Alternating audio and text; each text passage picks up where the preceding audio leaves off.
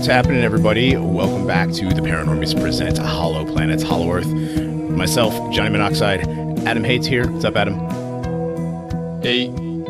And we are joined once again by Mr. Jan Lamprecht. How you doing, Jan? Hi there. I'm doing fine, thanks. Great to be on your show again. Yeah, we've been getting a lot of good response from it. Some people are a little bit mad. Like I said last time, we didn't jump straight into the Nazi moon base in Antarctica, and we're doing science stuff, and science stuff can be boring. But if you don't do the science stuff, you don't do the basics, you can't get the advanced stuff. So that's it. You got to sit through the whole program, guys. But anyways, we're back. I think it's all interesting. Oh, of course. I think this is great stuff. I mean, the more I read about it, the cooler it becomes. I mean, just the fact that this has been going on, for millennia. This isn't something new that just came up. When Admiral Byrd, did his trip to the poles or whatever. No, this has been going on for almost eternity. We have, the stories of the Hollow Earth coming from the Eskimos, coming from, the Indian in India, the Hindus, the Egyptians, the Chinese. Might not Santa Claus represent a race memory of some, benefactor from humanity who came from inside the Earth through the North Pole opening? I mean, who knows? Santa Claus could be from the Hollow Earth. So, Yeah. If you think about it, I mean, he lives in the North Pole, well, that's Hyperborea, which we can get into Hyperborea too, because that sort of pertains. But last time we talked about the gravitational waves, right, a little bit, and you wanted to talk a little bit more about that, Jan? Yes, because I just wanted to familiarize myself a little bit with what they meant by gravity waves.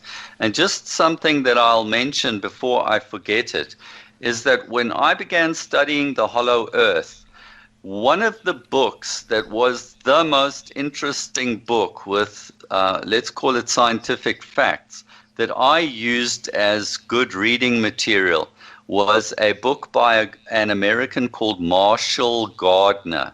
I think he wrote his book either in the late 1890s, maybe as late as 1913, but it was round about the turn of the last century. And he wrote one of the most detailed books ever on the Hollow Earth. And he basically did a similar thing to what I did. He came and he took all the scientific facts known at the time, which included all kinds of trips into the Arctic and what people had written and seen as they were trying to get closer to the North Pole. And he wrote probably the best factual book on the topic that I'd ever come across. And I liked Marshall Gardner's explanations and his ideas, because among the points he made, for example, was, as you're supposed to be going to the North Pole, it's supposed to get colder and colder. And then he was starting to give examples where people going north suddenly found the oceans opening up and it being unexpectedly warmer than they expected. And so he was saying, no, these people are getting closer and closer to the edge, and they're going to sail over the edge and then sort of upside down into the inner world. So, so that is some of the stuff I came across that I liked. I read his book in detail. That was a book that inspired me a lot, and he had lots of good facts.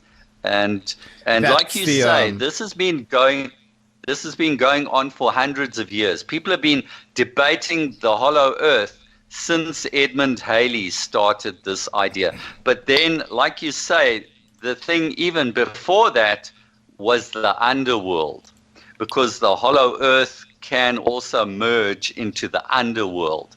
If you start looking at it seismologically, same sort of thing. The two have a point of merger. Right. The book you're talking about is Journey to the Earth's Interior, correct? I think that's the name. Yes. Marshall Gardner. Yeah, I got the PDF a couple weeks ago. It's pretty. So far, I haven't been able to finish it. I've been reading so much other stuff. I have so many books that I'm going through all at the same time to try to catch up on all this, and they're all fascinating. But that one's a good one. Speaking of the underworld, so yeah, that's where basically this all began. I mean, you've got in what's his name there, Hades, ruled the underworld, and it was, and they talk about, people going down into hell into the Bible, in the Bible. Actually, didn't you, Jan, did you write some stuff or in an article? I believe somebody was talking. Was it you that was talking about Bible verses and speaking of the hollow Earth? Or you're mentioned in this article. I'm sorry. It's an article called "Hollow Earth Theory: Inner Earth Science," and it's all about you and your book. And it says, when I say hollow Earth theory, some folks will laugh, but Sir Edmund Halley, a brilliant scientist, and the man for whom Halley's comet is named, strongly held to his view as other major scientists. And it says, Bible verses. Yes, a number of Bible verses seem to suggest the hollow Earth view may be correct. Now, in the Bible, you have Exodus 24, which is, thou shalt not make unto thee any graven image or any likeness of anything that is in heaven above, or that is in the earth beneath, or that is in the water under the earth. And Philippians 2:10, it says that in the name of Jesus, every knee should bow, of things in heaven and things in earth and things under the earth. It talks about under the earth quite a few times in the Bible. Yes. If they're speaking of Yes. the underworld, or if they're speaking of the inside of the earth, the hollow earth, and then he talks about, and then the article gets into you and your Nexus video, your Hollow Earth talk that you gave. That was great. I mean, because again, when people hear when people hear Hollow Earth, they want to hear about land of the lost, dinosaurs, mammoths, and little brown people living inside the earth. They don't expect to get into gravity waves, nuclear stuff, and and actual science. They just want to hear all the cool. And the science stuff, don't get me wrong. I mean, I'm not discounting science stuff because I'm a science guy myself, but it's not as cool as these fantastical stories. So, your entire talk was basically about gravity, and and how gravity could have affected a hollow planet in general. And you didn't actually, like I said, you didn't get into the Nazi space bases in Antarctica, so people got a little some people are disappointed.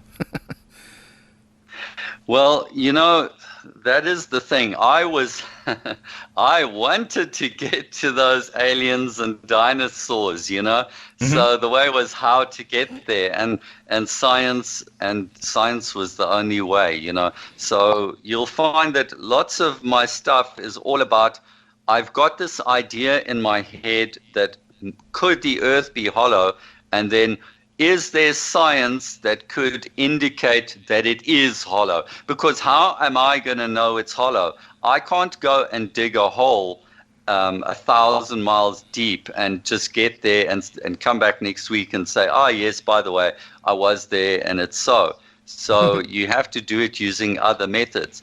And it's astonishingly difficult to get down into the earth. People, as I've said before, we know more about what's on the surface of the moon than we know what's 100 miles down in the earth. And there are even things about the seabed and the oceans that we don't know, but we know more about the surface of Mars than we know about what's on the bottom of the sea. Because I think they've said something like only 5% of the bottom of the oceans have actually been explored. Mm-hmm. So, and once you go into the earth and you're not dealing with rock and soil, you'd be surprised how hard it is to get real evidence out of that. Regarding the ocean, I mean, in the defense of ocean explorers, it's freaking scary down there. Yeah, it's the parts of the earth, like underground and also the bottom of the oceans, you're moving into an environment that's more dangerous than being on another planet. Because when you go down deep in the ocean, I mean, you are limited. The pressures will crush a steel submarine. You've got to have really excellent equipment. You will be killed instantly. And people forget how dangerous the Earth itself can be. And in those very places, going deep down, scientists are saying, oh, well, it's dark. There's never light there. There's no oxygen there. And then they get there and they find volcanic vents generating heat, and they find animals living in places they never expected to see life. And even in Antarctica, there are places under the ice where they found all kinds of fish and stuff that live underneath the ice. Oh, yeah. And in places you don't expect life to be. And that is fascinating to me, because even if you find bacterial life in places you don't expect, you don't know what ecosystems might exist inside the Earth even. Because, for example, oil. You will find that there are scientists, there are people who've come and said that oil is not just a sort of product of the planet. Oil is not a limited thing that is just a certain material that came as a result of the formation of the planet. There are those who say that oil is produced, I think, by a bacteria. And there are people who've gone and made quite serious cases for that. Now, if that is so, maybe then there is some kind of life and activity that's occurring that's creating things. Because even on Earth, the presence of certain types of minerals becomes an interesting issue. And there are questions from scientists where they say, how come we have this kind of mineral and that kind of mineral? We don't know how they could have been formed. So there are many things that are still quite unknown, and people don't know the answer. And you don't know whether some things are being created down there. And that's where we'll get to when we talk about nuclear stuff. All right. Yeah, and the thing about the oceans, and like Adam said, it's really scary down there, and it's dark, and the pressure, and there might be sea monsters. There's, we really don't know what's down there. I've seen some of these videos. I used to be really, when I used to watch TV, one of the things I liked to watch was the all the stuff on the Jacques Cousteau and his kid, and all the deep sea exploration documentaries and whatever. And there was the one where they went down into, I want to say the Marianas Trench. I'm not positive. I don't remember. It's been a while. But they set a camera up down there, and things were swimming past it. Things that shouldn't have been there. Like they don't know what it was because it was really dark. But there was one thing that swam past it, and it swam past it for a good 7 minutes. Like, how big was that thing that swam? Wow. That it took. Are yeah. you serious? Yes. It was. I mean, I'll have to go back and I will do some research on that. But there was something large that swam past it that was down thousands of feet below the surface of the water. And we don't know what's down there. I mean, the giant squid, the giant squid that attack, you always see the images of them attacking the sperm whales, and like that's a big thing. But that's actually true. They do eat sperm whales. Yes. Yeah, those are actually sea monsters, okay? A 60 to 80 foot squid is what I would consider. Yeah, that is a thing of horror. That is straight out of H.P. Lovecraftian lore. The giant an eye that's the size of 2 dinner plates, and this giant beak, and it's and again it's 80 feet long. That's a monster, okay? That's not your typical animal. That's a fantastical, mythical being that happens to live in the water, and they live at thousands and thousands of feet deep. And if that's something we have seen, what's down there that we haven't seen, and like you said, we've only discovered 5% of what's down there, and we live on this planet. We should be finding out. Yeah, Adam's Johnny, your description of this is so good. I'm like getting those like stress responses when you look at images of like bugs and stuff, or you start thinking about them. Like I'm getting that now. Oh my god. Yeah. It's awesome. among the things that I used to dig into, because I dug into everything, was cryptozoology. I loved cryptozoology and the possibility of there being all kinds of strange animals that still exist.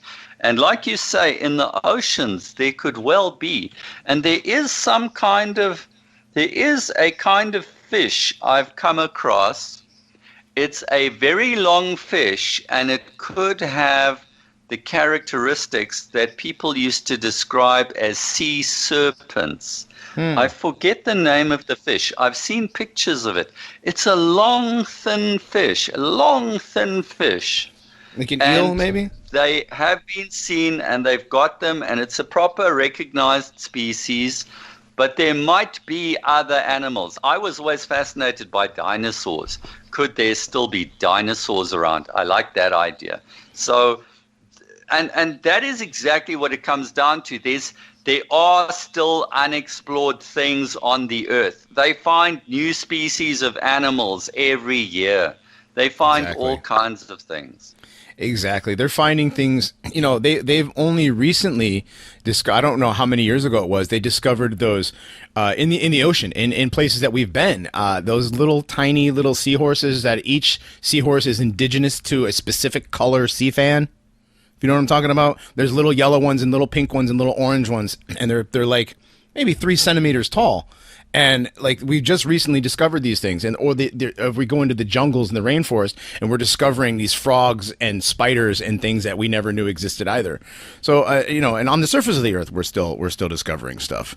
So who's to say that other things aren't there? There's stories of prehistoric creatures, dinosaurs being spotted in the jungles of South America, in the jungles of Africa. There are stories of mammoth-like creatures being seen in Siberia. And in South America as well. So, and I really wish Waylon was on today, because he knows he's got a couple of stories about those. But we'll get him back on for another couple of these. But as far as that goes, we got way away from the gravitational waves, the gravity waves. We were supposed to talk gravity. Yeah, but let's get back to the gravity thing, Jan. Sorry about that. It's just so much fun to talk about. That's the other thing about this, is it really is. I don't care if you don't believe it.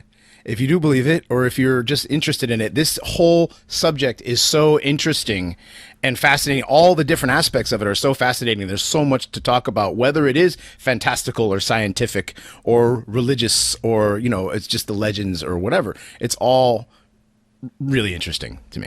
All right. Sorry. Let's go back to the gravity waves. It is. And once you start thinking underground and you start focusing underground, then you'll find the questions become weirder and weirder, and the possibilities become ever more fantastical. So one of my things is just that as you start going into the earth, if you were to dig down and go straight into the earth, what would you find as you got deeper and deeper? Could there be conditions down there that you're not expecting? And I'm not sure if we discussed this in our previous shows, but for example, I put up a little video on hollow planets that somebody else did. A Chinese guy did a video on his YouTube channel where people asked him to do a thing about the hollow earth. And he did a thing called 6 Reasons to Believe the Earth Might Be Hollow. And one of the 6 that he brought up was the discovery by scientists that there may be more water deep underground inside the earth than there is on the surface of the earth in the oceans. In other words, we may have bigger oceans inside the earth than on the surface. And that by itself, just huge amounts of water hundreds of kilometers down. The question is it possible for some kind of life to exist down there that can function? Because there are places on Earth, I think in the oceans, there are places where you've got animals who function without sunlight. Mm-hmm. So, definitely. If you got there, maybe you'd find something. And even with something like evolution, there has also been discussion among scientists that life itself may have evolved underground before it came to the surface. And by underground, I'm not sure if they just mean under the soil. But, once you start thinking about down there, then you start asking questions. Is it all as boring as you believe it to be? Is it just thousands and thousands of miles of rock and nothing else? Or is there other kinds of activity, including biological activity, that we can't even conceive of? So that just opens up a lot of new thoughts. And I used these ideas as the basis to go looking at science again. So I had this idea in my head, and then I said, well, could it be proven by science? Is it feasible? Regarding the gravity waves, I went and just did a little bit of looking around, and I downloaded a bunch of videos, including documentaries, which I haven't had a chance to look at. But what I did do was I did look into a couple of things, and I did get some basic information, and I now understand what you guys were saying about gravity waves. And it is more or less the way that I explained to you. It turns out that there are 3 places on Earth. One place is in America, one is in Italy, and I don't know where the other one is. But they've built almost a sort of gravity, almost like a gravity observatory. And apparently these things are big, and they are extremely expensive. I think they cost like $1 billion. And they are built to measure changes in gravity. So between these 3 different observatories, they now can also coordinate their measurements of gravity. And so what they've got is the beginnings of what you could almost call a gravity telescope. And so apparently they are so sensitive that if you sneeze, even if you sneeze, I'm not sure if it's within a kilometer or so of this place, it will pick that up. And it will pick up tides hundreds of miles away. And so it seems like it's got a lot of computer processing power, lots of measuring equipment. It's physically a big thing. And it actually goes through a series of processes whereby it tries to sort of filter out gravity and try and measure it.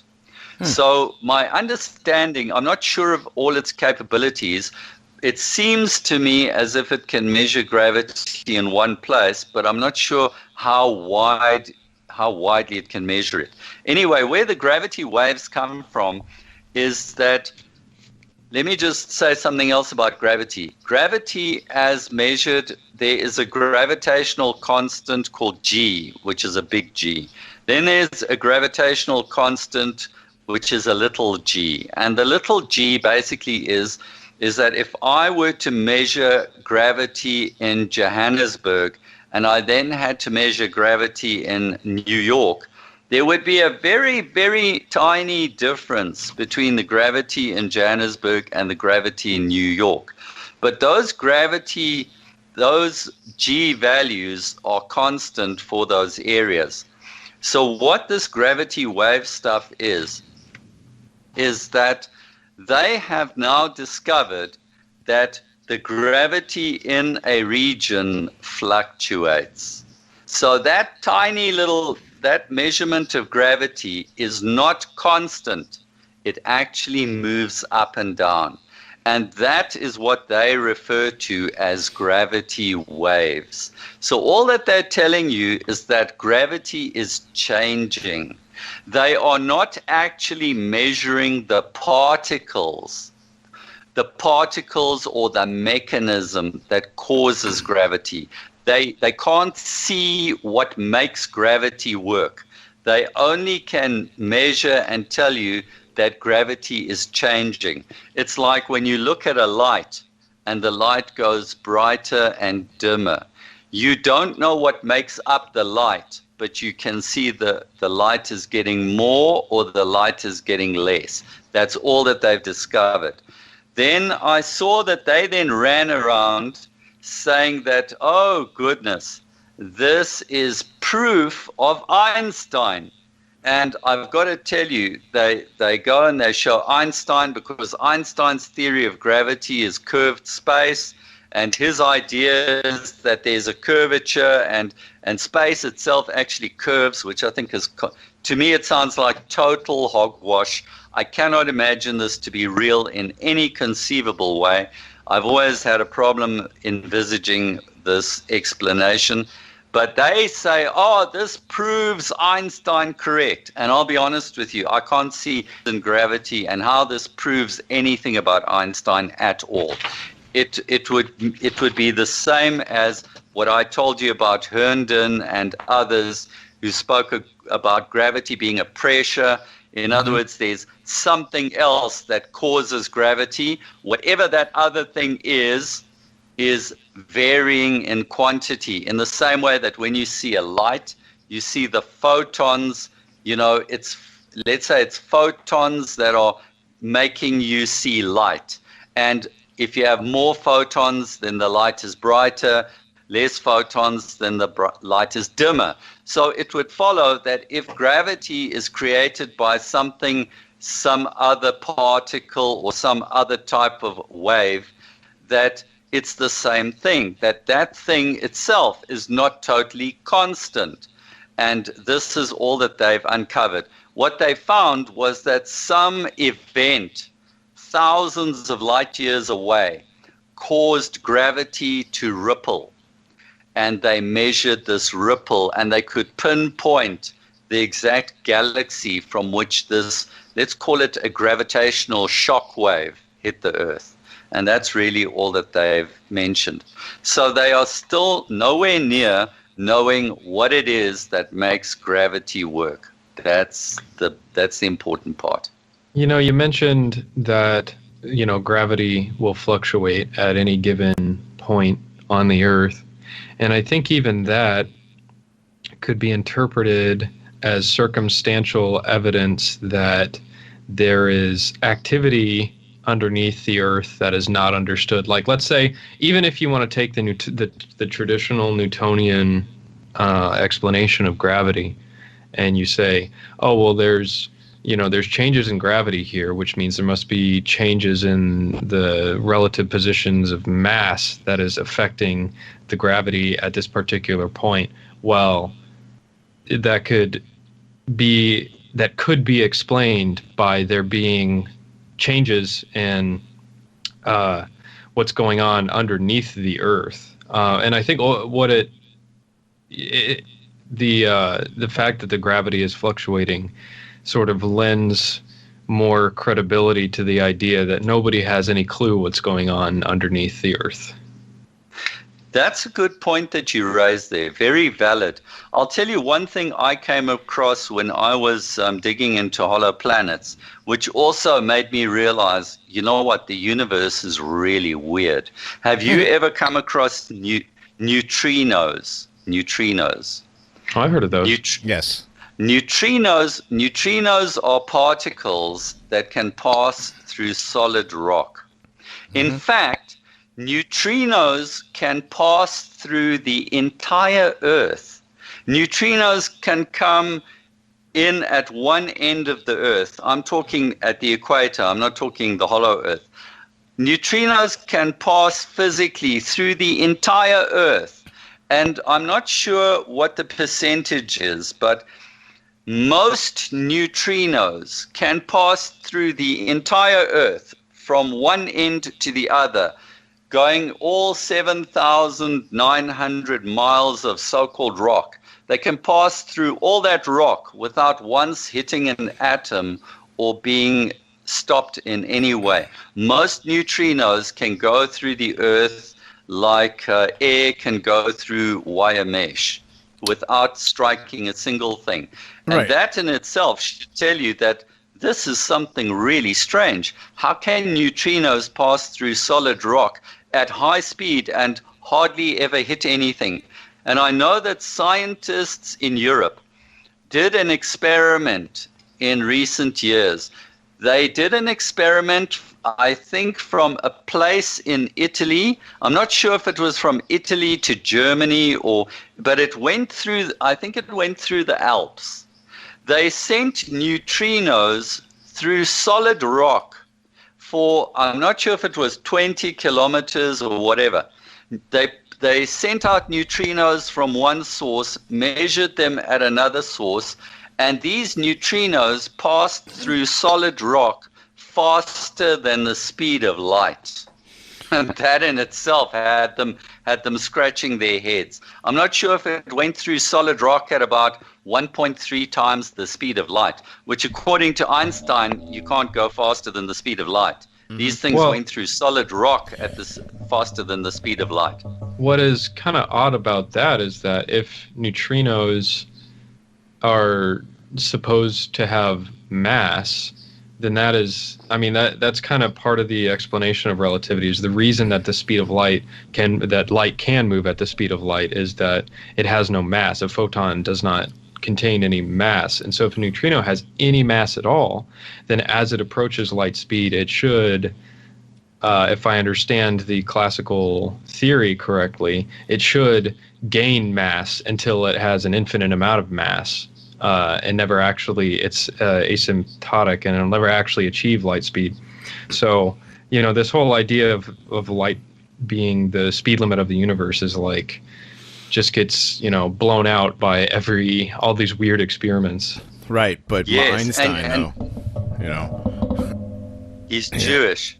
Yeah, well, yeah. Well, and the other thing is with those, this is true, do you think that might have anything to do with, the mathematical formula, how you can never actually reach zero? Like there's that, because of the infinite amount of numbers in between 1 and 0, if you divide it, keep dividing it and whatever. You think that has a thought experiment? Yeah. It could be the same. I mean, that these things, the deal with the neutrinos, aren't they supposed to be so small that they are actually like billionths of the size of atoms? Isn't that how it works, if I'm to understand it correctly? Well, they're much smaller than even electrons, which are already very, very small. Right. So basically, they would be going through the unoccupied space, the space in the atoms of these rocks. So they would actually, but basically, They're just basically disproving the fact that solids are solids. Mm-hmm. Right. Exactly. Yeah. And this takes us to the cause of gravity. How do you know that there aren't even other things that are either smaller or faster, and that we just haven't figured out a way of detecting them? That the reason we can't find the thing that causes gravity is that it's something we've not been able to detect. Because I noticed, for example, in some of the debates they had before Einstein's relativity came into being, they were talking a lot about the concept of ether and whether there's this material in the universe called ether and whether we're moving through ether.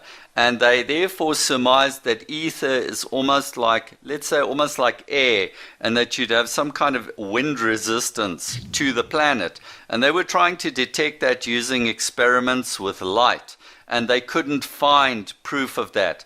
But I think that even their definition of ether is wrong. There may be other things that exist that we just haven't invented the technology that allows us to detect it. It may be something that is either new, or it's just so minute or so fast that we just haven't figured out the way to prove that it exists. Yeah, that is definitely one thing, because it almost,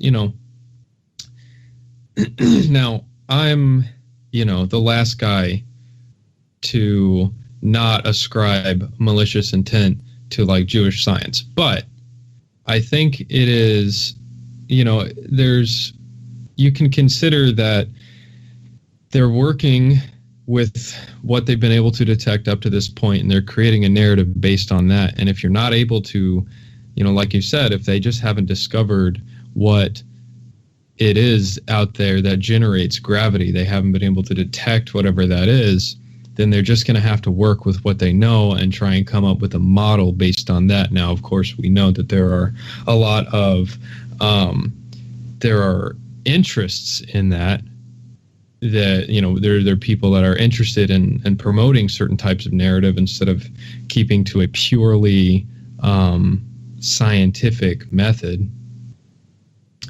But it's tough. Like, everybody involved in this is working with imperfect amount of information.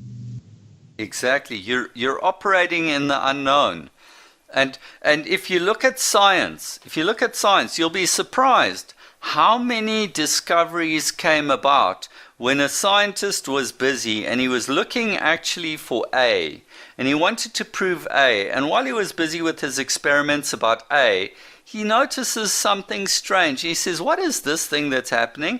And then he starts looking into this other unexpected thing. And when he's looking at the unexpected thing, he makes a whole new discovery. Science has got a lot of that stuff in there, where people are, because in science you're supposed to come up with like a hypothesis, and then you have ways of proving it and ways of refuting it. So you go in with a line of thinking. But there are many times when, while they're busy with their line of thinking, trying to discover and prove or disprove something, that they uncover something completely different that they didn't know existed. And that's the beauty of it. And for me, that is also why when I was doing Hollow Planets, I was looking at things in a totally different mindset, so my hypothesis was completely different, and I looked at everything from different angles. And just looking from different angles, you start seeing something new. And there may be lots and lots of things that we don't know about. And as you say, and another thing is, science has also become like very corporatized and government controlled. So everything is very narrow and you can't go in many directions. It's not like it was in the 1800s and earlier, where single men went off on their own and did all sorts of things. Tesla did his thing, and others, Galileo did his thing, and they just broke out of the mold and went and did something else. And in the process, they uncovered things that nobody ever expected. And we don't have that kind of science anymore. And like you say, there's corporate interests, especially in some areas like pharmaceuticals and medicine. That is just full of corporate bullshit all the way. I mean, there they pervert science, fund studies so that they can use those studies for advertising and bullshit the public so they can sell their goods. I mean, it's total hogwash.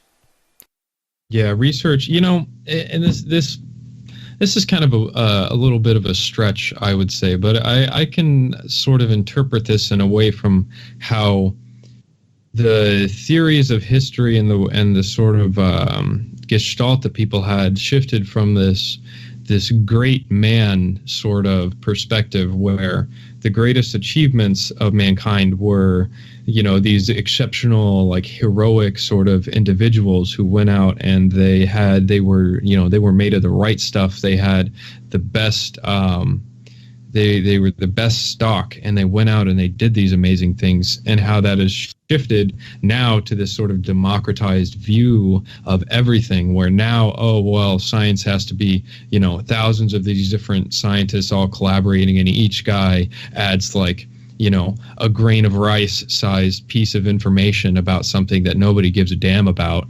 And, all this research has to get all this massive amounts of money, and it's just a totally different. Yeah, I think it goes beyond science. Does that make sense? Yes, I totally agree with what you're getting at, because there used to be the great man theory of history as well, when it came to politics as well. We white people because we're all from Europe, right? Our European view of things was to push great people. And And we actually are a people who love meritocracy. We like to promote talent, and it's an exceptionally good thing. If we find talented people among us and we promote them and make them great and give them power and prestige, then we all benefit by doing that. Because if you pick the best people in your society and you then put them in positions of power, then everybody benefits from the talent of that person. And that is how the white European has always functioned. But that whole scene has been destroyed over the last 100 years. So I'm completely in agreement with you. To me, when I go and look at everything, whether it is the Wright brothers who built the aircraft, bicycle mechanics built the first actual functioning aircraft. I mean, there were scientists and professors also trying to build aircraft, but the guys who beat them to it were two American bicycle mechanics, right?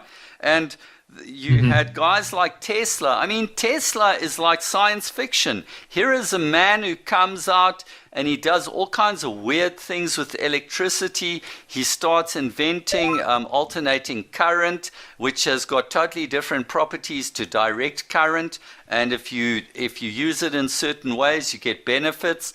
He even started talking about transmitting power, free energy through the air. And he was busy constructing stuff. Go and look at a guy like, who's the guy, the Nobel Peace Prize, Alfred Nobel. I mean, go and look at Alfred Nobel and his invention of dynamite. That is one of the greatest stories of science and determination that you'll ever come across. Because by inventing explosives, by inventing a controlled explosive that was safe, he totally revolutionized mining and engineering, okay? Because previously, people either had to dig by hand or they got killed because of the unpredictability of stuff. But if you look at the tenacity of this guy, his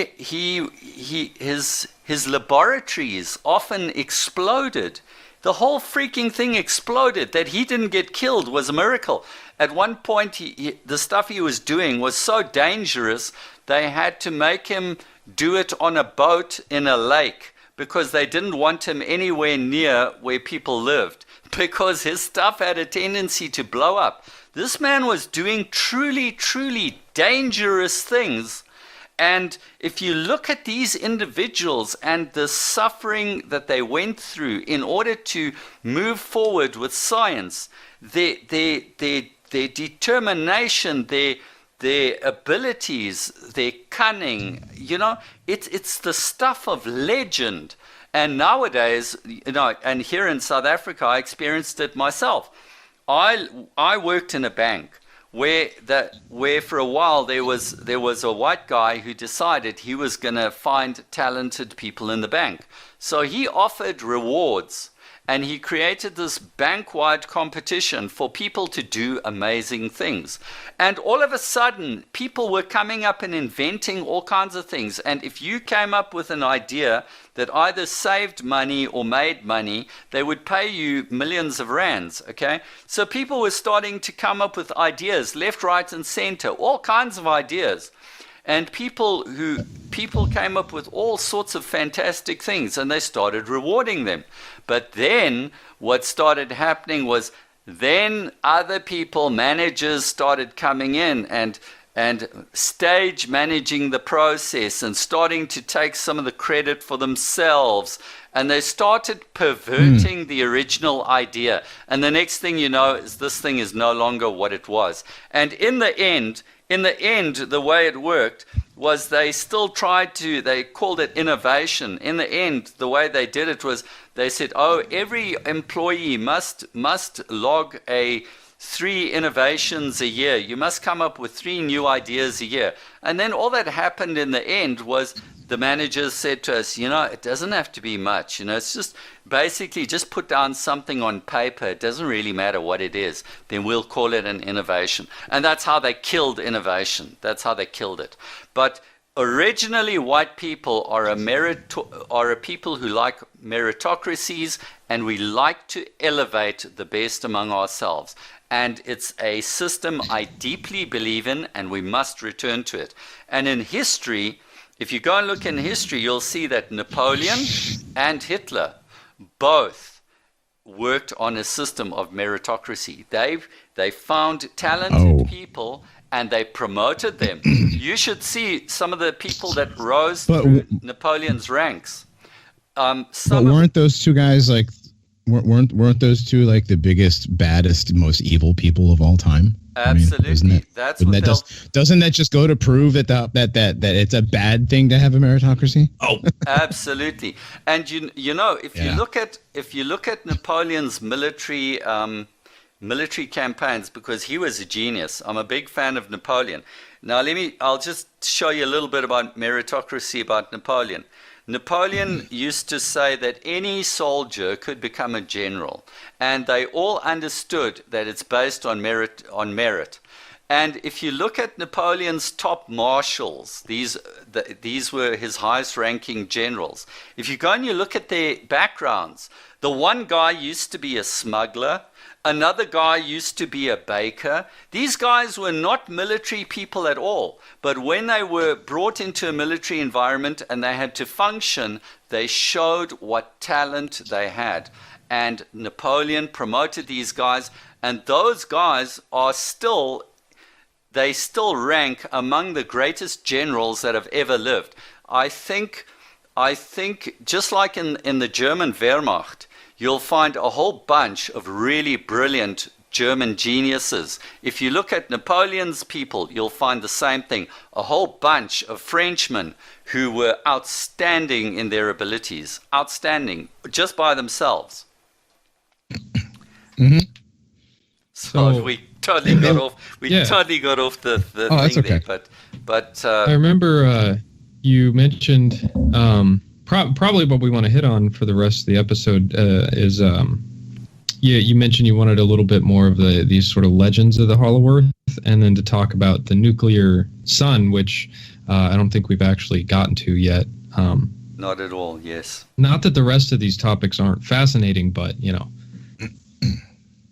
go ahead. not necessarily hollow planets.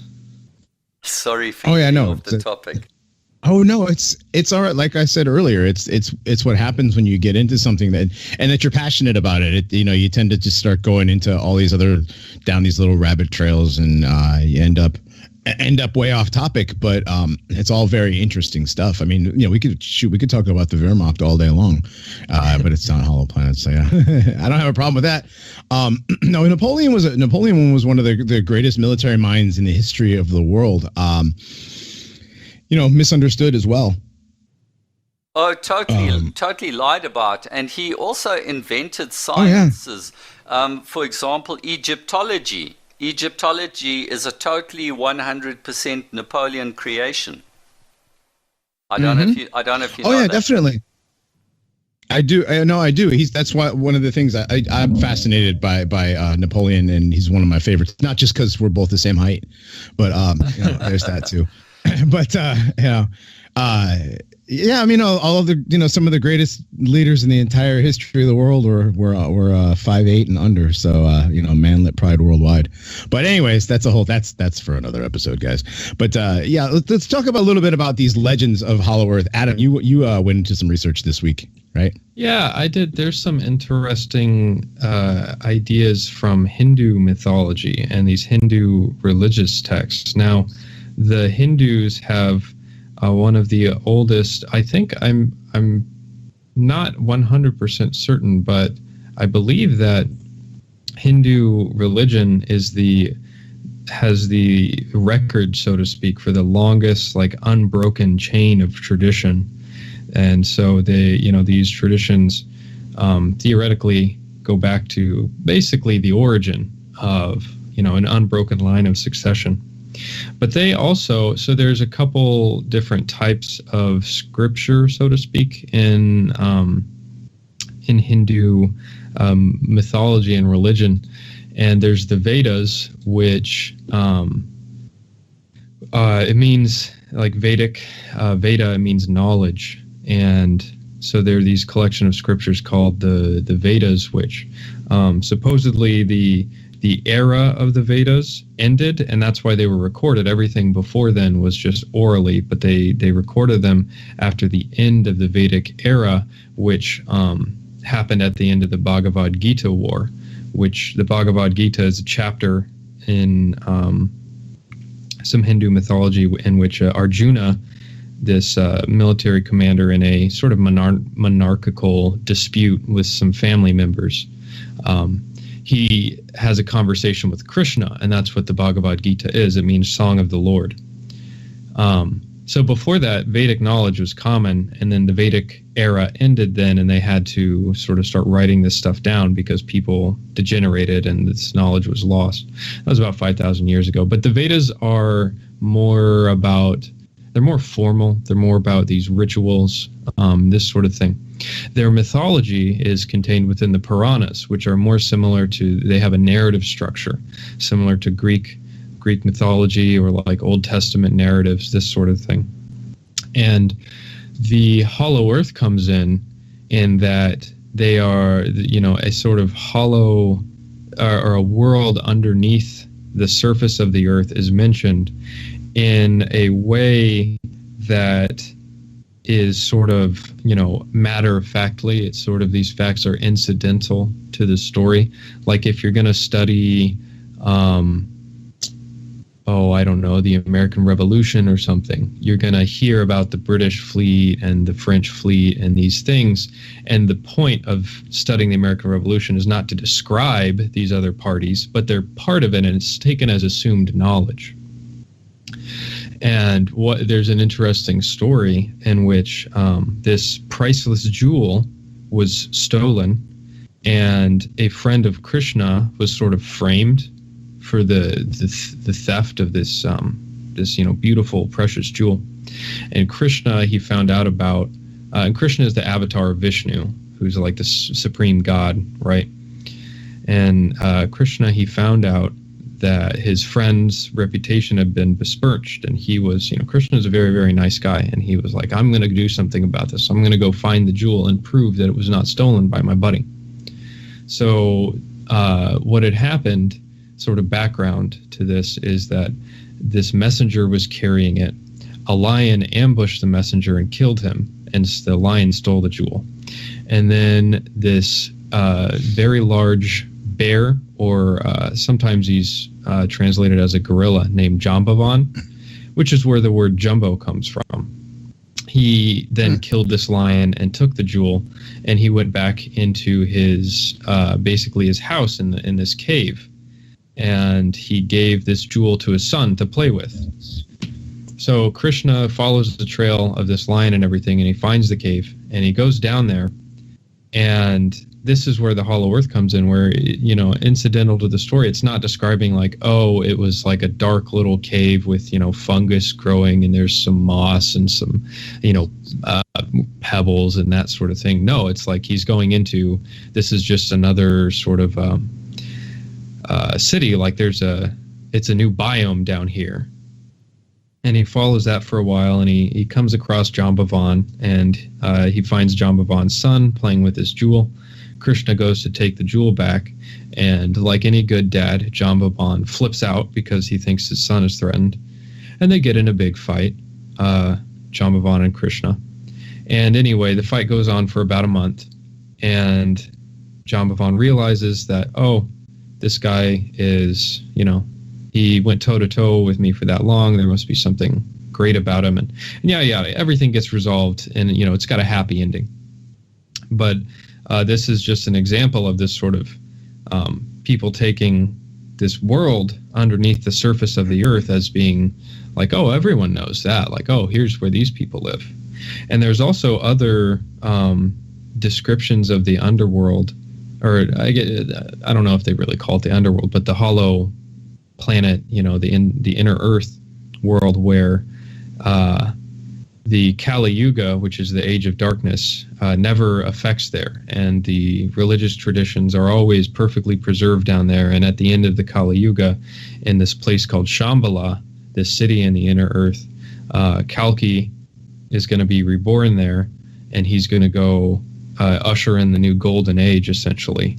And so the hall of the inner earth is this place where perfection is preserved, and where perfection is then regenerated and repropagated throughout the world in this unending cycles of history and the universe. Interesting. Shambhala rings a bell. I seem to recall when I did Hollow Planets, I was very interested in a guy called Rurich.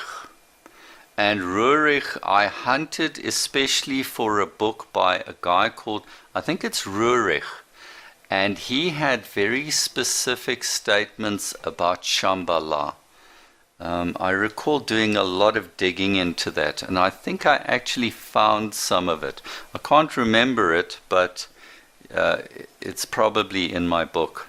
But I remember digging a lot into that, because there was some very specific stuff about Shambhala that came from this guy called Rurich.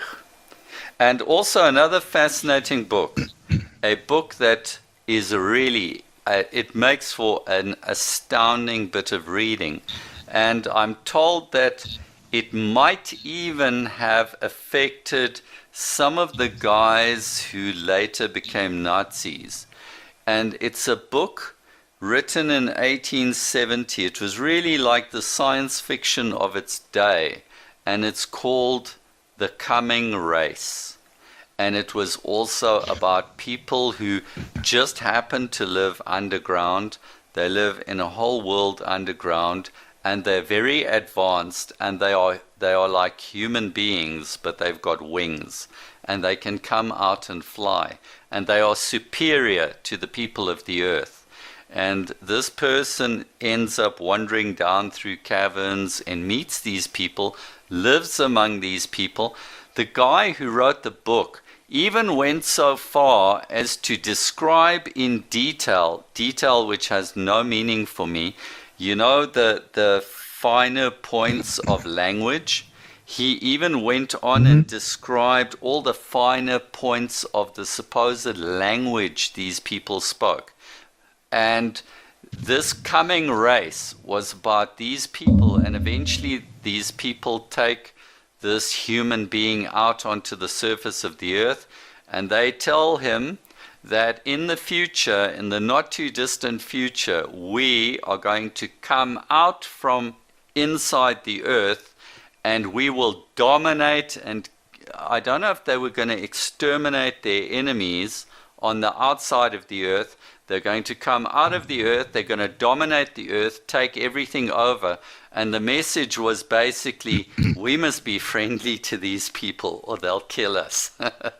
but it's a fascinating story. I don't like reading fiction. I like reading weird stuff, like UFOs and cryptozoology, but I don't like reading fiction. But I've got to tell you, it was a book that hooked me. I read that thing from end to end. It's from the 1870s, The Coming Race. Fascinating. The Coming Edward Bulwer, Lord Lytton. Yes, that's the guy, Lytton. Yes. I just actually, when I was doing research for today, I downloaded this a couple days ago. I have the EPUB of this. I was going through it. As soon as you mentioned it, I'm like, oh, where have I heard that? Oh, I have that. It's it's very, very interesting. Like the stuff he talks about, the winged people and the way that they talked and the language and how they communicated, with the others. And again, that these people were giants, but not like, 20-foot tall giants. They were like large men, so it kind of lends credence with that, the Nephilim theories. And something, and especially with the giant of Kandahar. Something else. The giant of Kandahar and coming out of a cave, and there's your connection to the inside of the earth. There's something about their science. He mentioned some kind of power. It's on the tip of my tongue. Oh, the Vril power. Vril, that's it. And you'll find Vril in some of those old German things and some of the occult type things that Germans later latched onto. Vril. It comes from that book. Mm-hmm. So yeah, if that came up a lot. That came up a lot in different podcasts that I was in documentaries that I was watching on the Hollow Earth. They always go back to there we go again with the Nazis in the secret bases in Antarctica.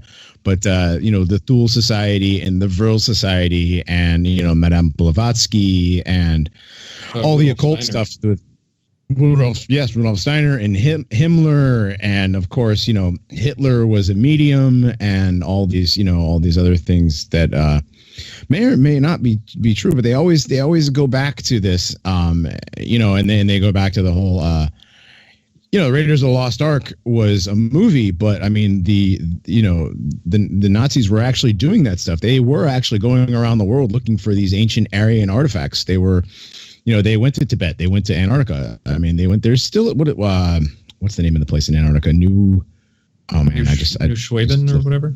New Schwaben. New Schwabenland or something, isn't it? New Schwabenland is their base down there in Antarctica. And they actually did all that stuff. They had the Ahnenerbe was a real thing. Their secret occult society. They really were into this kind of stuff, and they were into finding the ancient Aryan origins of the white race, and whether or not they came from inside the earth. I mean, like that whole. We did an episode. We've done 2 episodes on the Nephilim, on the Paranormies, on the Ahnenerbe Hour, and we had our friend Mr. K come on and talk about the Giant of Kandahar, which was this giant 11-fingered, or was it 12-fingered, 6 fingers in each hand, giant that they fought in Afghanistan, that a special forces unit actually killed, and it was flown to Wright-Patterson Air Force Base in Ohio. The body was, this is like kind of a top secret sort of weird science sort of thing, and there was done on a documentary series, and I can't remember the guy's name now because I didn't look it up before we did it, but there's stories of and he came. Okay, so the giant came from a cave. In the cave, we talked about these subterranean civilizations earlier, and and the fact that there may or may not be giants or other beings that live inside the earth. And this is a person who I know personally who has actually interacted with a what would be considered a Nephilim. Interesting story. You got to go back. Never heard that. You got to, yeah, the Giant of Kandahar. You got to check out that episode of ours. We don't just do JFK and that kind of stuff. We do all kinds of cool stuff on Paranormies. But that is one that if I could ever get an interview with the pilot of the plane, Mr. K has been working on that. I want to interview him because, I mean, my buddy has absolutely zero reason to fabricate this story, and the people that were involved that died actually died. So, and I don't, I don't disbelieve some of the things that we've been told, and I do disbelieve a lot of the things that the government does tell us. So who knows if that's, was that an actual interdimensional being, or was it something that came from inside the Hollow Earth? We may never know. Well, if you do ever interview anyone like the pilot, I'd love to listen to the story. And just looking at those Germans and their various things, it should be clear to you that those people were very open-minded, and just generally that we are able to consider all kinds of strange things. I quite like that because there is a downside to being open-minded in that people can come and lie to you and fool you, but there are other reasons why it's good to be open-minded, because if you are genuinely exploring for things and you are able to entertain strange ideas, sometimes when you do something strange, and this was my discovery with hollow planets, I set out to do hollow planets, But in so doing, I came upon other things that I'd not expected to come across. I learned things I'd not expected to learn, and I learned many valuable lessons, scientific as well as even just with people, that I did not expect to learn, which later I walked away with, and it was good for me. It was stuff I would never have learned if I had not pursued my strange thinking patterns. Oh, definitely. There's a lot of stuff that I would have never learned had I not started researching any of this stuff. I mean, I was where we talk about, paranormal and supernatural and stuff. My main interest was always in the conspiratorial stuff and again in cryptozoology. I like cryptids too, but like I've learned so much and talked to so many different people about so many different things now that we've been doing this. And again, like you said, you find different things to read and different videos to watch, and you end up getting, you end up learning so much while you're doing this, and it's a different kind of education that you don't get anywhere else. Yeah, and like hollow planets for me, I reckon even if you don't believe in the hollow earth, if you read my book, you're going to learn a stack of science that I assure you otherwise would bore the hell out of you and you would never even bother learning it. And you walk away with something solid. And even with all my weirdness, like my stuff about UFOs, later that got me more into more military things and scientific things. And so I picked up all these weird military scientific things. And then I later read real military, real science, and I understood other things. So reading and thinking and talking and debating, you're quite right. We are engaging in a sort of a learning curve together as we go along and passing on things to each other. And that is fascinating. And I seem to recall that in Europe, centuries ago, that, common workers who had to go and do manual labor every day, their form of entertainment was to go and read something after work. They didn't have Talmud vision, so they actually read a book and they learned things like that. And that's what we're going through, because we are all actually, and I've always been, just a common worker. We are just common workers. We aren't millionaires. And when we do the work that earns us our living, after hours, we are able to apply our minds to other things that expand our minds. And you learn all sorts of things. And even just, the internet with podcasts and things like that. Without being a professional journalist, you are learning all kinds of things about journalism. You're even learning things about politics just by acting and going through the motions. I regard the internet as the greatest thing that's ever happened. And if we can keep the internet free, the internet's going to be the greatest step forward for us globally ever.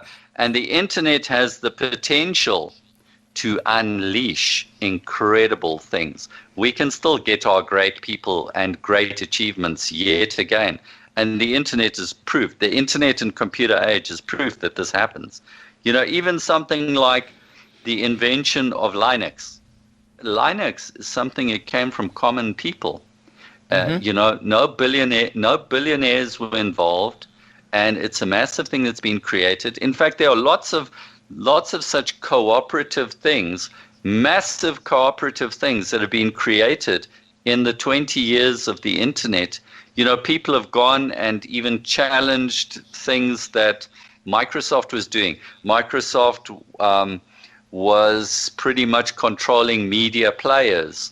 Then people went and decided, what, we don't like people controlling our stuff, let's write our own. So you get a thing like VLC Player, which can do 101 different things, and that was also just done cooperatively. So I think and just look around, there's all kinds of things coming out of the internet just from just from white people just interacting with each other and then just going off and doing something constructive here and there. All kinds of free things that benefit everybody. Yeah, they created, all these different forms of entertainment to try and distract the goyim. But they made a big mistake because they aren't able to restrict it. And, this is helping to wake up the white titan. Yeah. I think the only truly dangerous thing that is happening currently is messing with Google.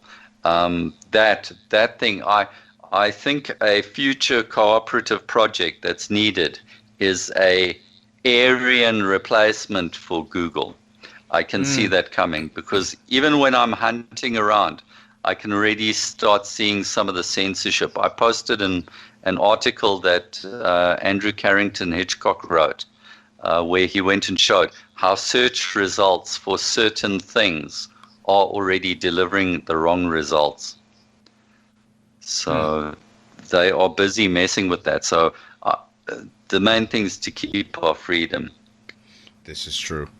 Definitely true. I mean, they're scared. They know what the net neutrality and the amount of censorship that's going on, and people like Mark Zuckerberg and the thought police at Google. Google actually, aren't they actively limiting search results that could be racist? Isn't that something that I read? Yeah. Oh, yes. Well, they're like higher executives and stuff. Their management, they literally call themselves corporate Antifa. Yeah, we talked about this. People are lunatics. Yeah, we talked about this on Haidt House. We had Eric Stryker on talking about that from the Daily Stormer. He did a thing about the Google stuff. But yeah, they're the internet. They're trying to shut it down, and we're not going to let them. We're not going to let them. They are afraid of what can be unleashed from us if we start thinking differently. And the next thing is we could be overthrowing the system. That's what they're scared of. They're scared that our freedoms will lead us into a situation where the common people are unmanageable and out of control and are able to overthrow the system. And indeed, the potential for that lies here. There's lots of potential that lies here in the internet. Among it, new scientific ideas or new political ideas. New political ideas scares them shitless, but there's also the potential for new science, definitely. What about bringing? We have rabbit trailed quite a bit. We really have today. Which is fine. But speaking of science and new science and possibly old science, what about nukes? We were supposed to talk about nukes. Okay, let's do that. Right. Let's do that because we're gonna get yelled at for shit posting, which is fine because this is our show and we do what we want here. We don't have to listen to you guys. But we're gonna get back on topic here for a few minutes and let's talk about the nuclear theories that we were talking about last week.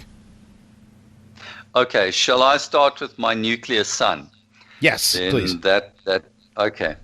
All right, so when I was looking into these ideas of an inner sun, the idea of an inner sun got me thinking, and back then when these people were talking about sun, like Halley was talking of a luminous atmosphere, but when I looked at Marshall Gardner's stuff, Marshall Gardner and others came up with the idea that there might be a sun floating inside this hollow cavity.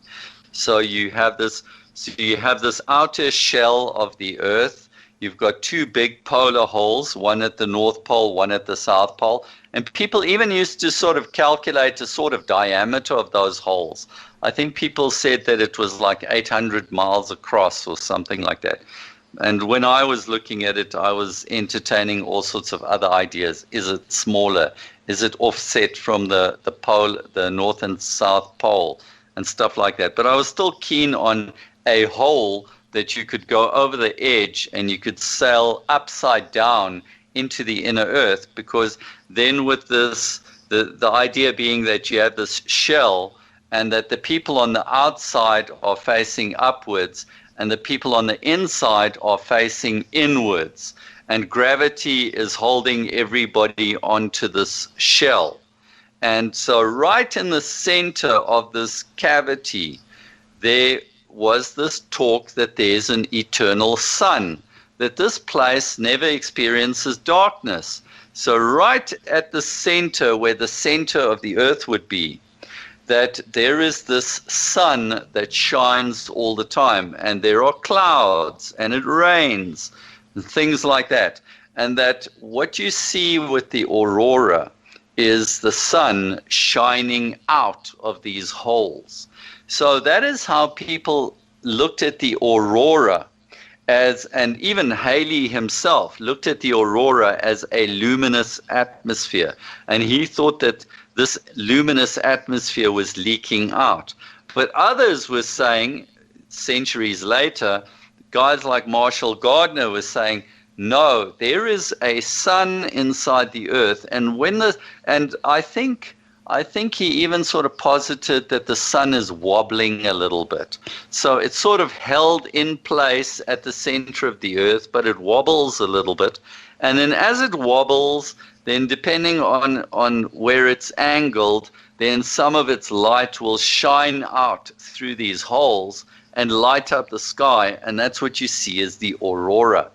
So I began looking at this thing. And when I thought about the sun, because my background, one of my hobbies when I was a teenager was astronomy. So I loved astronomy, real astronomy. In between reading about UFOs, I was also reading books on astronomy. So, and I did a little bit of astronomy, and I played around with my little telescope and stuff like that. So I understood the planets and the stars and how it functions. Now, stars are supposed to be nuclear reactions, but there are two kinds of nuclear reactions. A star is a fusion nuclear reaction. So what you have with a thing like the sun, and that is the current theory, and it seems to be correct. There are those who've argued that maybe the sun isn't a nuclear reaction, that maybe it's electrical, that maybe the heat isn't that. But the standard thing that scientists agree on these days is that the sun is a fusion nuclear reaction. So the sun is actually something that is, you've got a very light element, and this light element is able to undergo a nuclear reaction called fusion. And all of the stars in the sky in all of the galaxies are powered by nuclear fusion. But you can only get nuclear fusion when you have enormous amounts of hydrogen. I think it's hydrogen and helium or something. Yeah, so helium. you can so you can only get a fusion nuclear reaction when you've got enormous amounts. And you've got to keep in mind that the sun is enormous by planetary standards.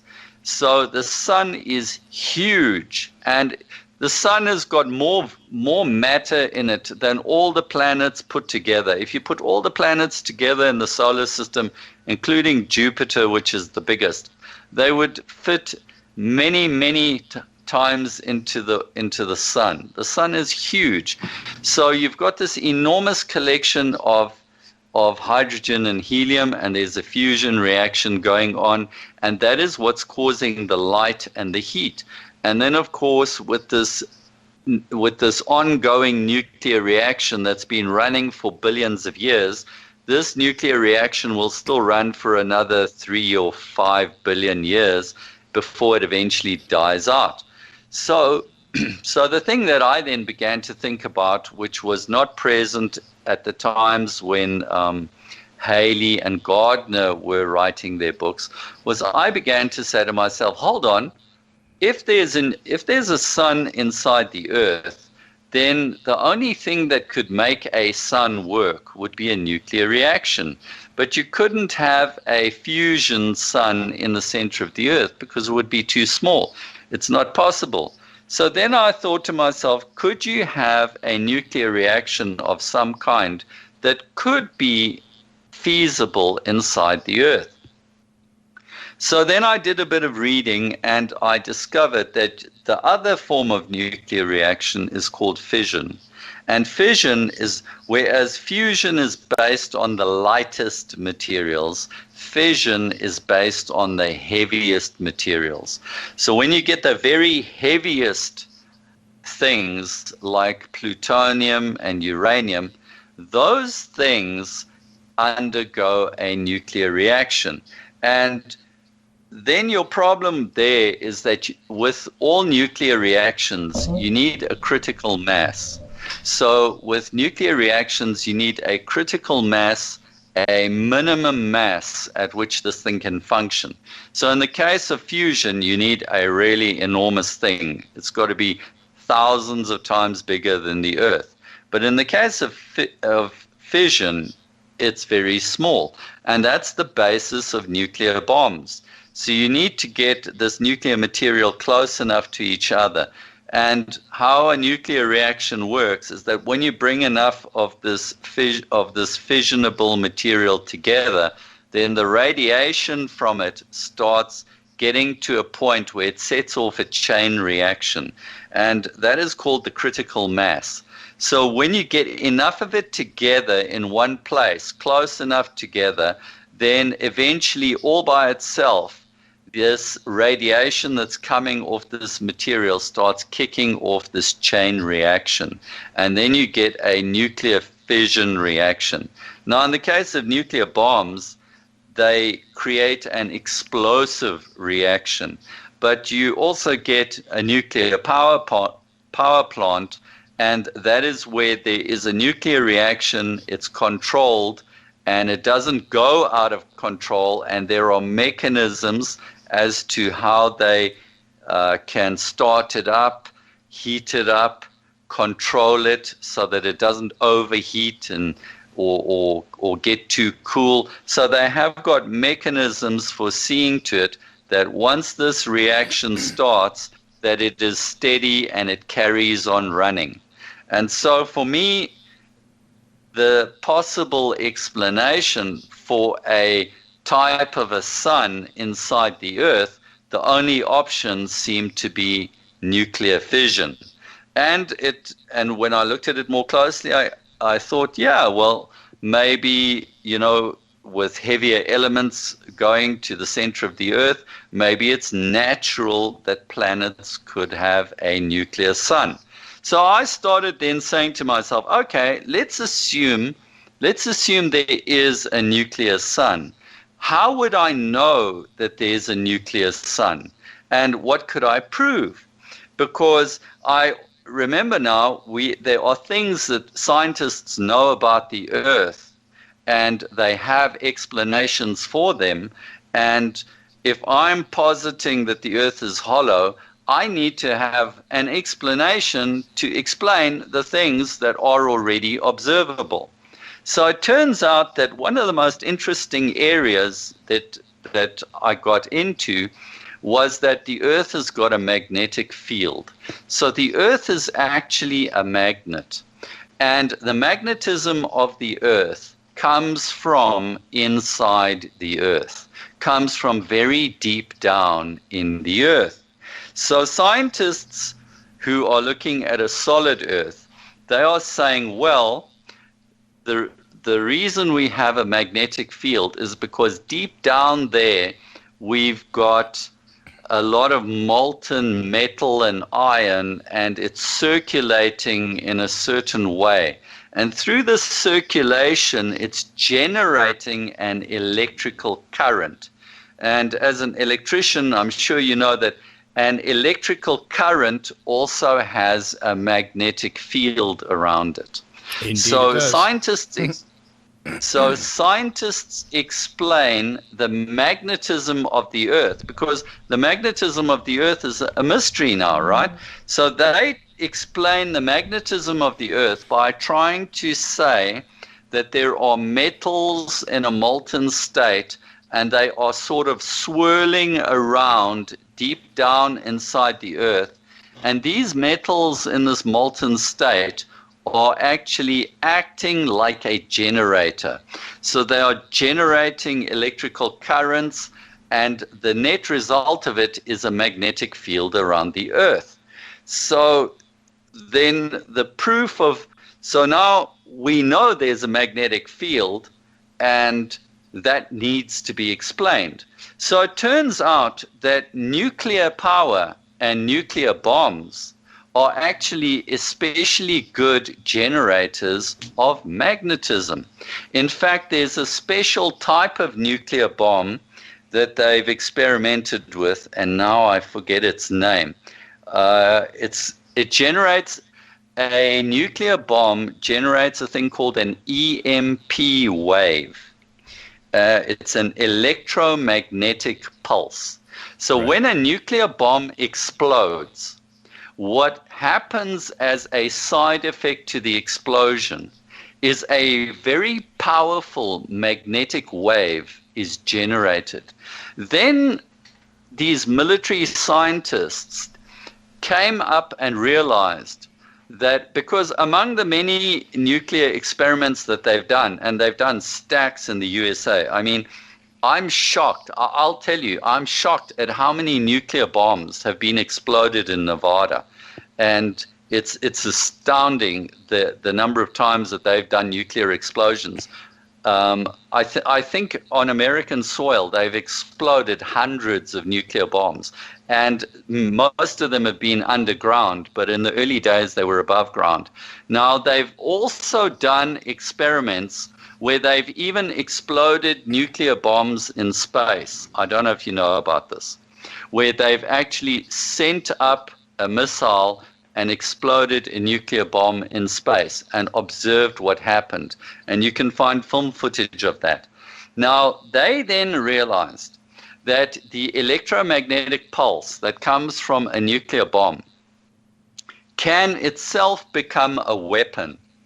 And they then realized that if you created a nuclear bomb that was designed specifically to generate an electromagnetic pulse, that if you could explode it, I'm not sure if it's like 2,000 or 3,000 miles above the USA, that if you could get a very powerful nuclear explosion with a bomb designed to have an even more intense EMP, that you can actually burn out all the electrical circuits across the entire USA in one shot. And that was one of the fears, that was one of the big fears of the nuclear war, was not so much that you can drop nuclear bombs on cities and wipe out whole cities at a time, but that a single EMP can burn out all your electrical circuits, and it will render all computers and electrical equipment that has got fine circuitry, it will burn all of them out and make them unable to function. And this is also one of the reasons why the military in many cases use diesel vehicles, because gasoline-powered vehicles, petrol engines, require a electrical circuit in order to keep functioning, whereas a diesel engine doesn't. Once it starts running, it doesn't need the constant sparking. So the EMP is a big component of nuclear explosions. And similarly, if you look at the sun, which is a fusion nuclear reaction, the sun itself generates masses of magnetic field and particles. So from the sun, there is a constant stream of these electrified particles, but there's also a magnetic field that comes from the sun. So in actual fact, the real explanation for the aurora is not that it is a view of the central sun, but that the aurora is actually when electromagnetic particles from the sun hit the Earth's magnetic field, and they are then channeled towards the magnetic pole. and that is what lights up the sky. So that's all electromagnetism at work.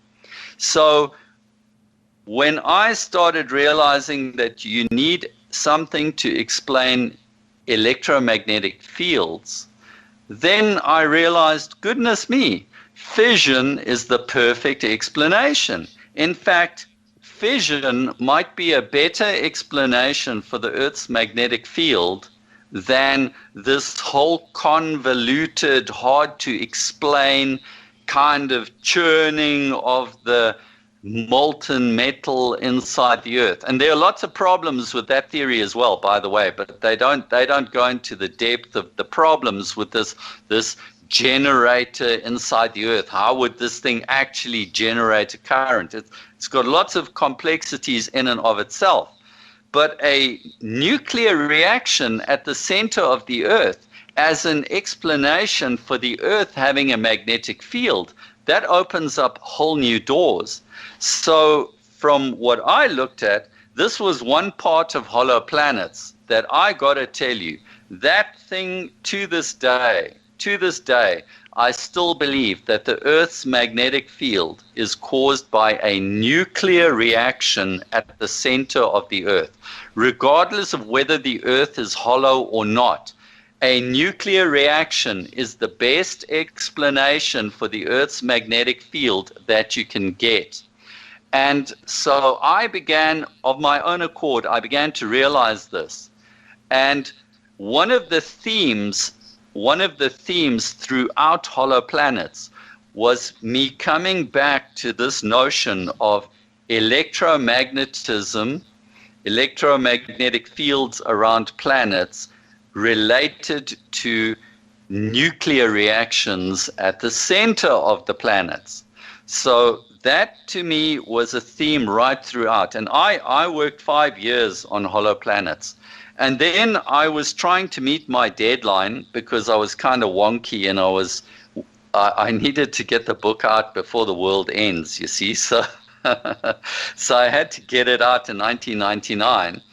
And I was starting to push, and I was trying to finish the book and finish everything and check everything. And right at the end of the book, the last part of the book, the last pages of the book, I put a thing in called stop press, which is a thing people used to do in the old days before ebooks. If they've produced the book and they now get to a point where there's a real last minute edition and you don't want to go and rewrite chunks of the book to fit this in. So I put a stop press, and my stop press was that finally I came across a scientist who'd actually written about this kind of thing, because I was looking through nuclear science to see if there were scientists who had something similar to say. And to my amazement, I spotted that there was this guy in America called Dr. Herndon. And Dr. Herndon actually wrote some science papers about the Earth's magnetic field being caused by a nuclear reaction at the center of the Earth. Now, he wasn't a proponent of a hollow Earth, but he was a nuclear scientist. And so I put in these few pages at the end, and then I had to publish the book. And then I went and hunted for this Dr. Herndon, and I finally made contact with him. And he started, and he wasn't a believer in the hollow earth, but he listened to me, and I was the only person who was truly fascinated by this nuclear reaction idea at the center of the earth. Now, it turns out that when you look at the other planets in the solar system, that some have got very weak magnetic fields, but some have got very strong magnetic fields. And these magnetic fields are something of a mystery. And so in the case of the Earth, they explain it with plate tectonics and molten metal, and they need some kind of residual heat as a way of explaining these magnetic fields. But when they start trying to look at other planets, they then find that on other planets, the same arguments aren't that easily possible. And they find weird results. And one of the planets with the strongest magnetic fields is actually Jupiter, which is the biggest planet in the solar system. And it's not got molten metal. It's a gaseous giant. It's about 10 times the diameter of the Earth. So scientists have this problem with magnetic fields that exist, and they are finding it hard to get these things to fit their models. But for me, all I needed for a magnetic field to exist was a nuclear reaction. And then I started looking at these other planets. And this is where I was going to go in Hollow Planets 2. I was going to go into the outer solar system. And in Hollow Planets, I didn't delve that much into there, but I already could see what was there. And I'll tell you what I uncovered. I uncovered, for example, in the earlier days of astronomy, they used to say that the planets beyond Mars, when you get to Jupiter, Saturn, Neptune, Uranus, those are big gaseous planets. And they used to say that these are really cold gaseous planets. It's very cold out there.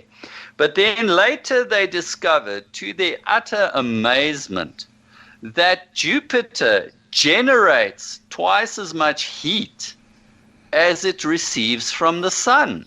So they don't know where all this heat is coming from, and the heat is coming from inside the planet. And this heat is coming from inside the planet, and it's got a strong magnetic field. And when I looked at that, I said, goodness me, nuclear reaction. A nuclear reaction at the center of Jupiter, that would explain the heat, and it would explain the magnetic field. But when I started looking at Herndon's stuff, and this was now after I'd written the book, Herndon was very depressed and despondent because he, as a nuclear scientist, was starting to write up his reasons why the Earth had a nuclear reaction at the center of it.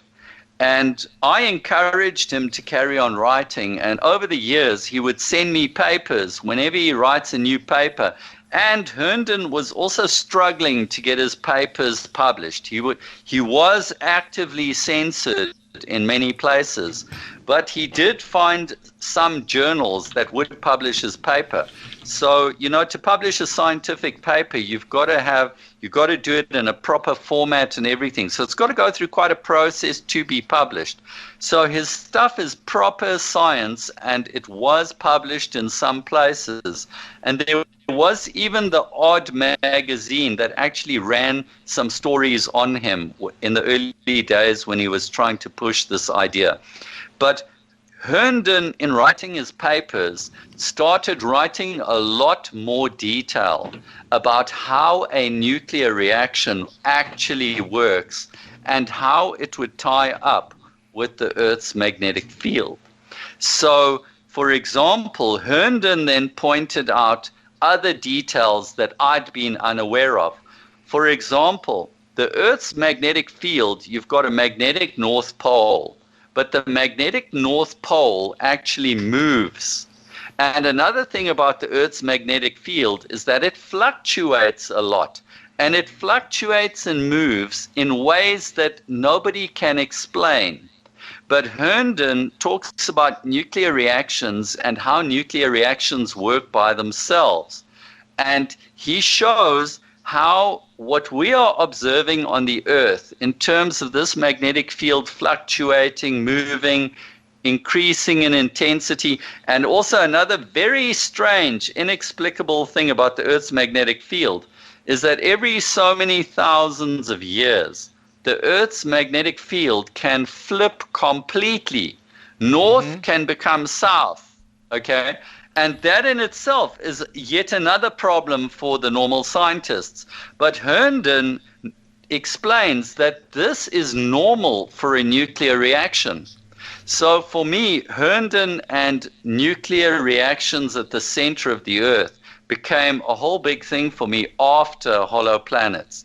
And I gathered all his stuff. He actually created a website, which I think it still exists. It does exist. I went there 2 weeks ago after our last show, and it's called underearth.com. And if you go to underearth.com, Herndon put out videos, he put out diagrams, and he also put out many of his scientific papers. I gathered all his scientific papers, and I want to put them all onto Hollow Planets, because his scientific papers are PDFs and they are properly published. You can see where they're published. You can see his references. Some of them he wrote alone. Some of them he wrote in cooperation with other scientists. And he writes a whole bunch of stuff about nuclear reactions occurring at the center of planets.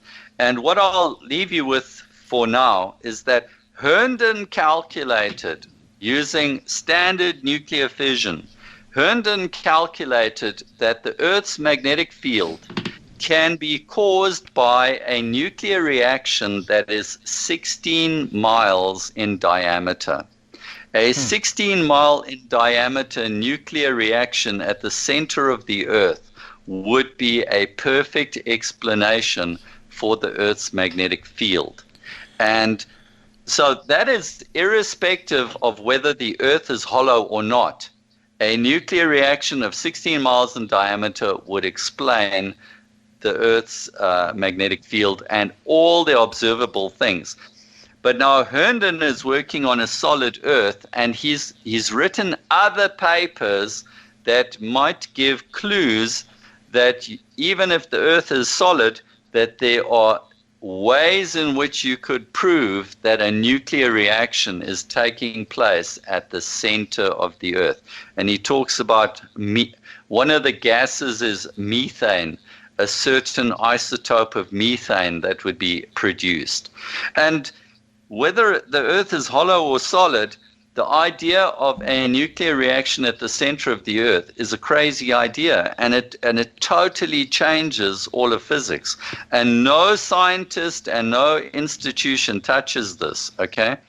But Herndon made this argument, and later Herndon went and wrote papers about Jupiter and the gaseous giants, and he went through what we know about them and why they could be nuclear powered.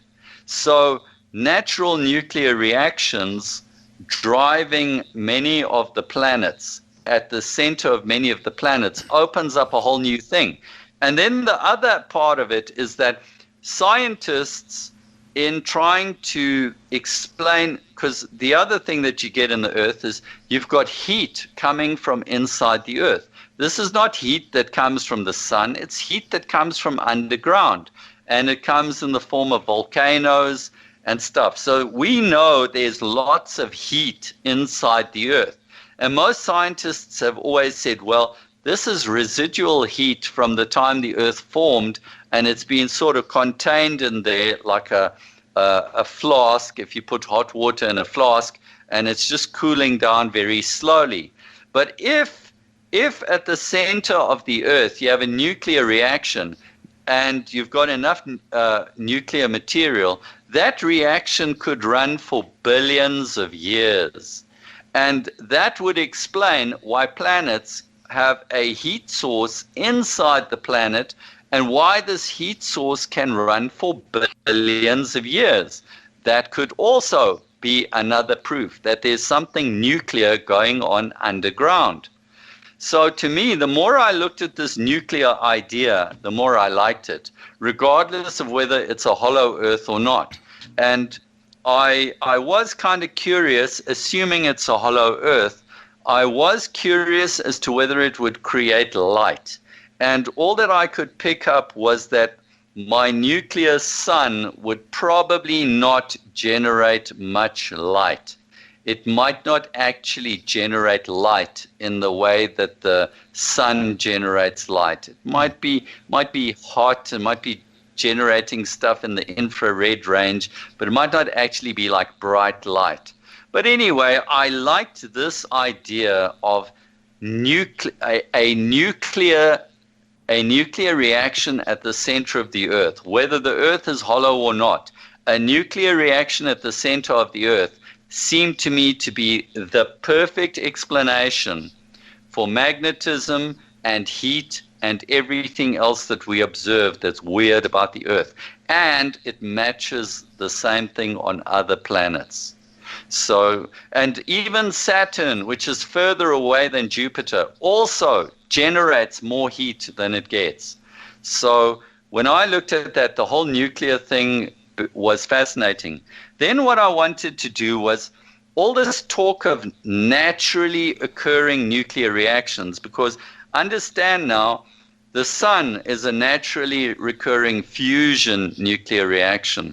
But is there a naturally occurring fission reaction? And then I started hunting for it, because that's what Herndon was writing about. I discovered in Hollow Planets at the time that I was writing it, I did begin to find that among the earliest nuclear scientists, they did already, as far back as the 1940s, they did already begin discussing the possibility that nuclear reactions could occur naturally in the Earth underground. And they were talking in the 1940s about nuclear reactions underground.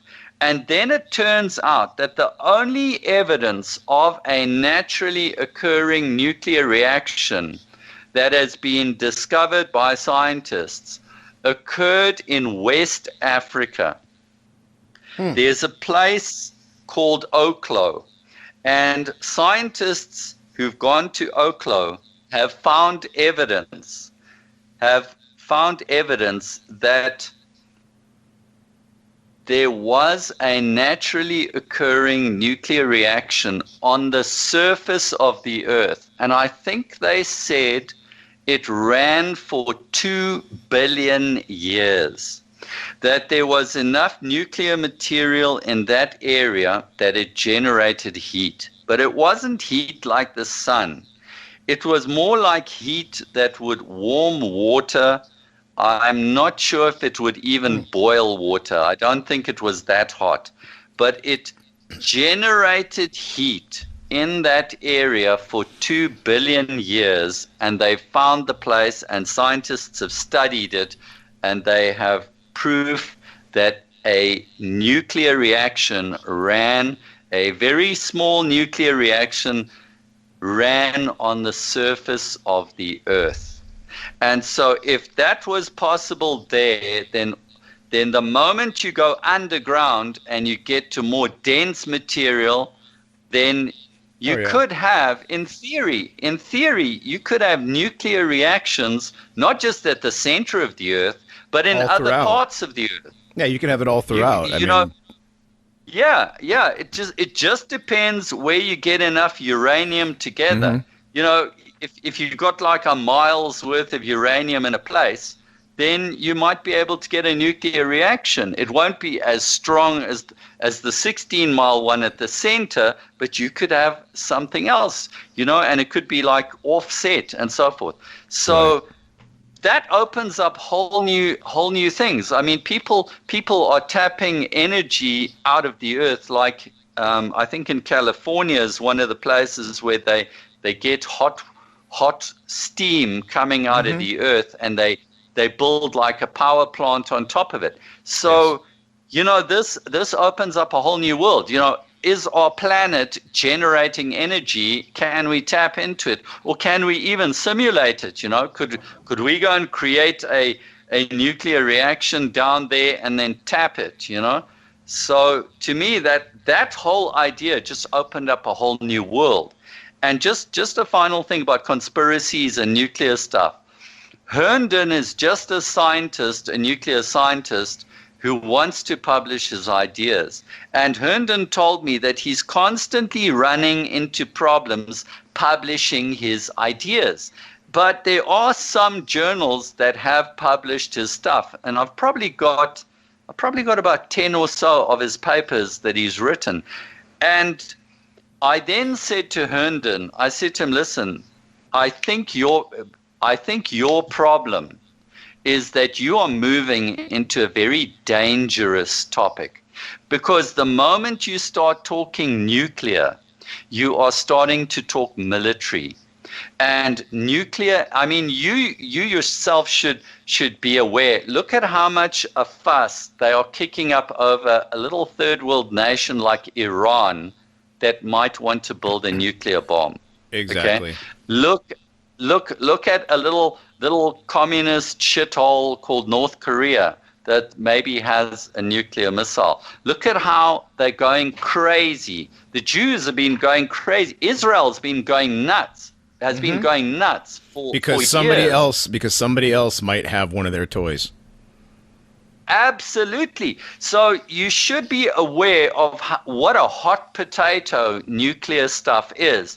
So all nuclear stuff has been, if there's one place where the military has come in and shut down all doors, it's nuclear, okay? Because nuclear is dangerous.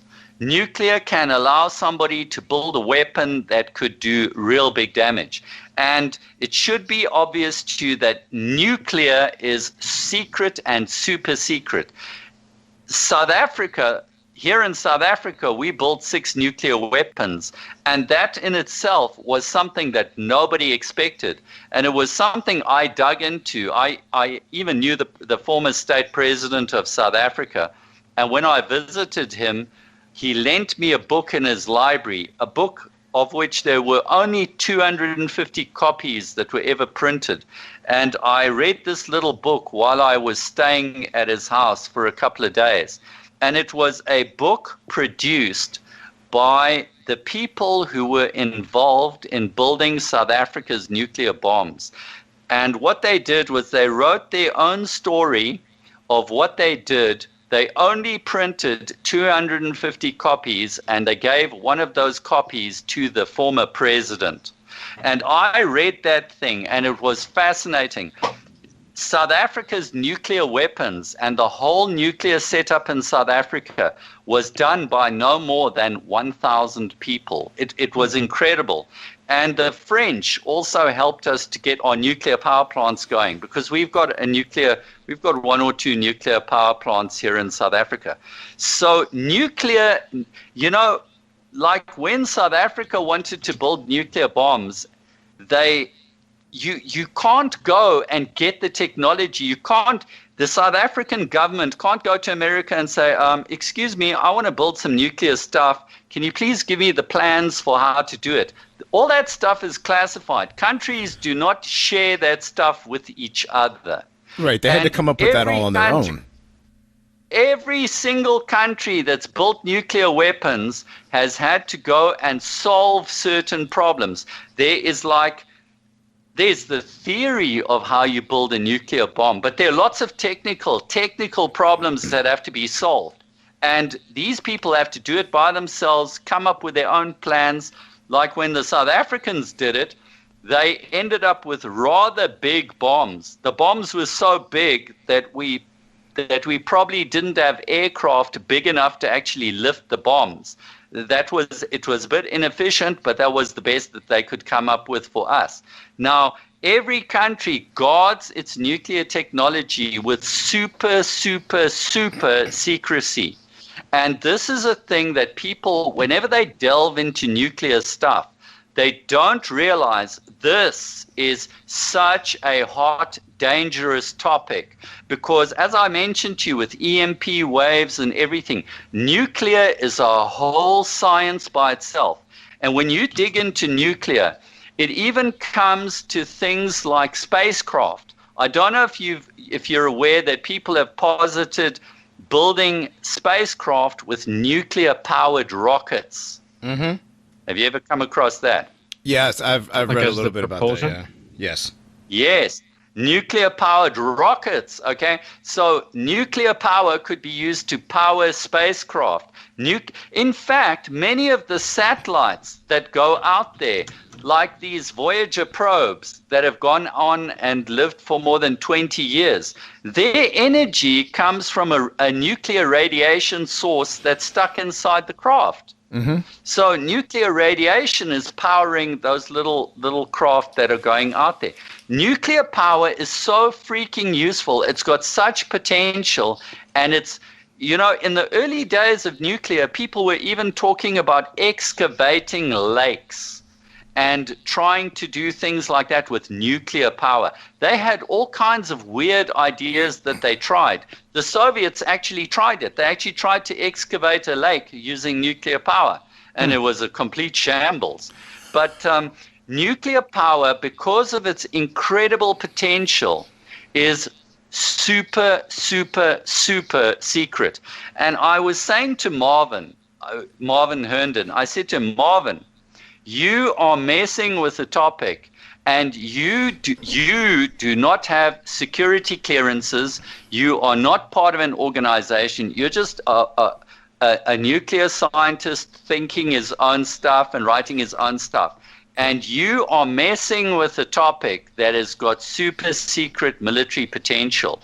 And I think that you are finding that all these doors are closing for you, because you are dealing with a dangerous, dangerous topic.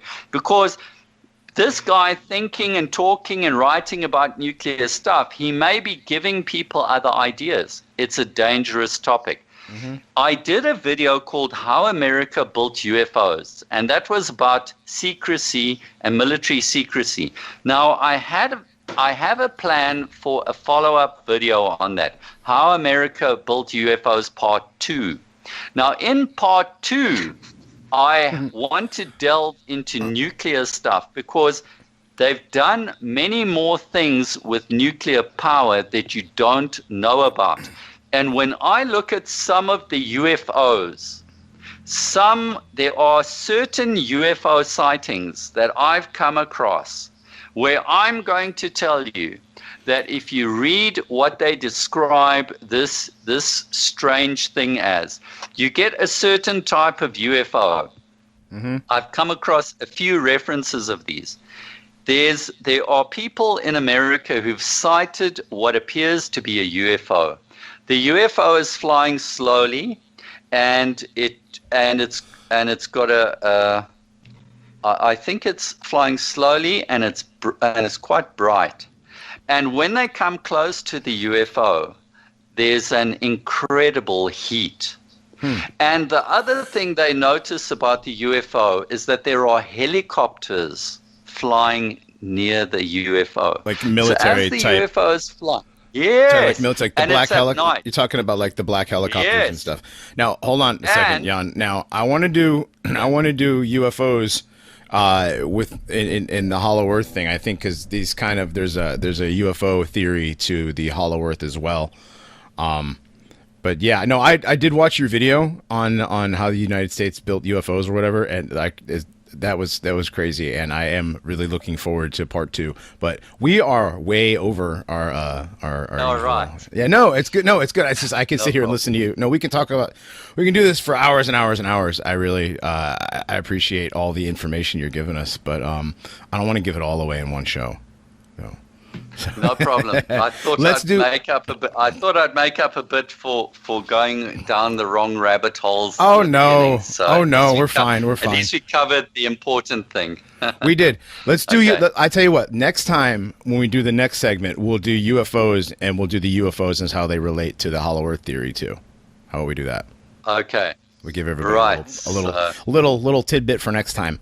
But yeah. And anything in closing you want to add? Besides that, I'm sorry to have it interrupted like that, but no problem. No, we can continue with the topic later, but I just wanted to get the basic importance of nuclear stuff. The nuclear stuff is very, very interesting. Now, you were saying that like how South Africa, they they made their and these other countries that have come up with this stuff, they have to come up with it on their own because, like you said, the United States and Israel and these other, Great Britain, these other countries, France, they helped you guys out. But most countries aren't divulging their information. It's all super top secret, classified, and these countries have to do the research on their own and figure it out for themselves. And you guys did a pretty good job with a very small crew.